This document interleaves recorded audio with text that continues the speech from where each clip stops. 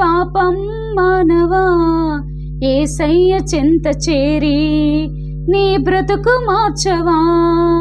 పాపములోనే బ్రతుకుచున్నచో చెడును నీ దేహము, పాపములోనే మరణించినచో తప్పదు నరకము. ఓ మానవా, ఎంత కాలము నిజ దేవుని విడచి తిరుగుచుందువు, ఎంత కాలము దేవుడు లేక బ్రతుకుచుందువు, ఎంత కాలము దేవుని మాటను ఎదిరించెదవు, ఎంత కాలము దేవుని నీవు దుఃఖపరతువు.